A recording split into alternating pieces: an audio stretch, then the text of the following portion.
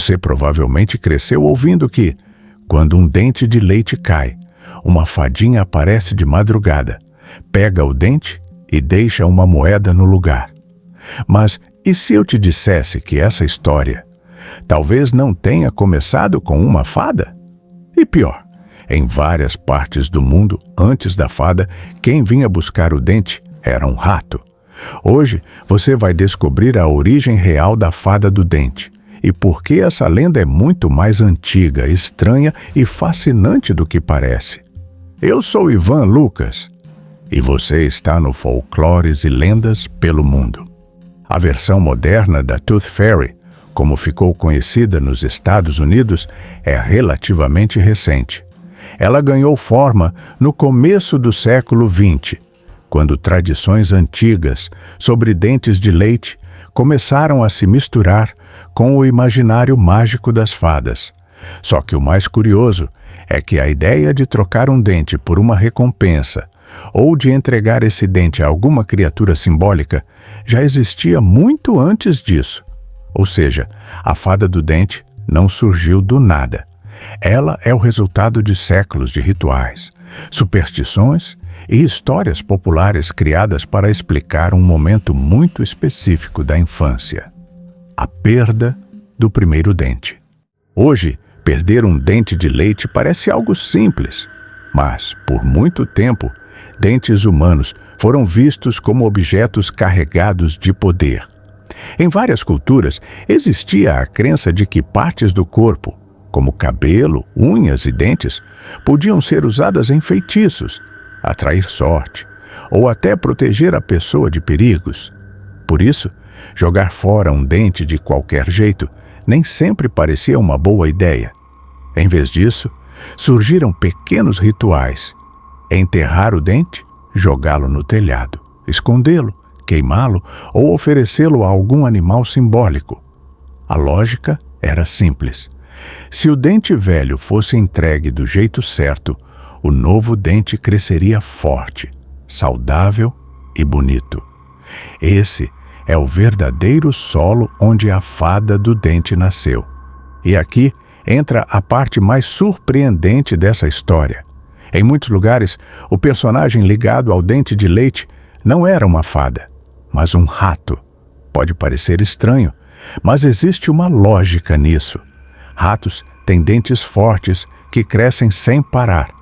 Então, em várias tradições populares, a criança oferecia o dente de leite ao rato, como uma forma simbólica de receber, em troca, dentes igualmente fortes. Na França, por exemplo, existe a figura da La Petite Souris, a ratinha, que recolhe dentes de crianças. Essa tradição tem ecos muito antigos e foi associada a contos populares já no fim do século XVII. No mundo hispânico, a figura mais famosa é o Ratoncito Pérez, um ratinho que visita crianças durante a noite para trocar dentes por presentes ou moedas. A versão mais conhecida desse personagem foi popularizada em Madrid, em 1894, e continua viva até hoje em vários países de língua espanhola. Então, como o rato virou fada? A resposta parece estar nos Estados Unidos, onde a tradição moderna da Tooth Fairy começou a tomar forma no início do século XX. Em vez de manter a imagem do rato, a cultura americana passou a adaptar esse ritual para uma figura mais delicada, mágica e encantadora. Uma fada noturna que entra no quarto da criança e deixa dinheiro em troca do dente. Uma das primeiras referências conhecidas à fada do dente apareceu em 1908. Depois, em 1927, uma peça infantil chamada The Tooth Fairy ajudou a popularizar ainda mais a personagem. Aos poucos, a figura ganhou o formato que conhecemos hoje: pequena, bondosa, misteriosa e ligada a esse rito de passagem da infância. Com o tempo, a fada do dente deixou de ser apenas uma tradição contada dentro de casa e virou também uma personagem da cultura pop. Ela apareceu em livros infantis, comerciais, séries, animações e filmes, quase sempre representada como uma figura mágica, gentil e secreta, ligada ao universo da infância. No filme Tooth Fairy, a Fada do Dente ganha uma versão divertida, acompanhando um jogador de hóquei obrigado a cumprir missões mágicas. A comédia reforça a importância da imaginação e dos sonhos infantis. Já em Darkness Falls, no cair da noite, a Fada do Dente aparece de forma sombria e assustadora, transformada em uma entidade vingativa que persegue crianças durante a noite.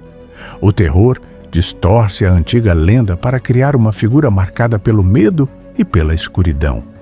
Em Hellboy 2, o Exército Dourado, as Fadas do Dente, são criaturas pequenas e perigosas que atacam em enxames, fugindo totalmente da imagem gentil das lendas infantis. A adaptação transforma o mito em algo grotesco e mortal dentro do universo sombrio do filme. E no filme A Origem dos Guardiões, a Fada do Dente é retratada como uma guardiã mágica, responsável por proteger as memórias e sonhos das crianças. A animação apresenta a personagem de forma carismática, reforçando o encanto e a fantasia ligados à infância. E ao atravessar séculos e diferentes formas de mídia, a Fada do Dente provou que até as lendas mais simples conseguem se reinventar sem perder sua magia. A verdade é que a Fada do Dente não faz sucesso só porque é mágica. Ela funciona porque transforma uma experiência incômoda, perder um dente, sentir medo, estranhar o próprio corpo mudando, em algo especial. De repente, a criança deixa de ver aquilo como uma perda e passa a enxergar como um evento importante, quase uma missão secreta. Esse é o poder real da lenda.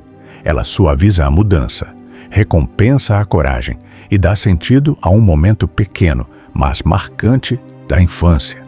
É por isso que versões diferentes dessa história apareceram em tantos países. Muda a criatura, muda o ritual, muda a recompensa, mas a ideia central continua a mesma: transformar crescimento em magia. E é aqui que a história fica realmente interessante. A Fada do Dente, que muita gente imagina como uma criação simples da cultura infantil moderna, na verdade, é um mosaico de tradições muito mais antigas. Ela carrega ecos de superstições sobre proteção, rituais de passagem da infância, crenças sobre dentes fortes e figuras folclóricas, como ratos mágicos que atravessaram séculos. Ou seja, por trás de uma moedinha debaixo do travesseiro existe uma herança cultural enorme. A Fada do Dente não nasceu exatamente como fada. Ela foi evoluindo. Mudou de forma, mudou de nome, mudou de país, mas continuou cumprindo a mesma função: transformar um momento comum da infância em um pequeno ritual mágico. Então, da próxima vez que alguém falar da Fada do Dente, já sabe, essa história é muito mais antiga e muito mais estranha do que parece. Talvez, antes da fadinha com asas, quem estivesse ali fosse um pequeno rato folclórico, carregando séculos de tradição nas costas. Chegamos ao final de mais uma história. Se esse vídeo fez você enxergar a Fada do Dente de uma forma completamente diferente, já deixa o seu like, se inscreve no canal e ative o sininho de notificação para continuar explorando mitos, lendas e símbolos que atravessam o tempo. Agora eu quero saber a sua opinião. Na sua infância, o que era feito com o seu dente? Deixava para a fada? Ou você nunca acreditou nisso? Me conta nos comentários, eu leio todos. Se quiser apoiar ainda mais o canal, você pode impulsionar os nossos vídeos clicando no botão Hypar, nos ajudar com R$2 comprando um Valeu Demais ou fazendo parte do nosso clube de membros. onde por apenas R$ 13,99 você se torna um membro curioso, ganhando selos de fidelidade que evoluem com o tempo, emojis exclusivos para usar nos comentários e ainda seu nome citado no final dos vídeos como agradecimento. Mas, independentemente disso, a sua presença aqui já faz toda a diferença. Muito obrigado por caminhar com a gente. Nos vemos no próximo vídeo, aqui em Folclores e Lendas pelo Mundo.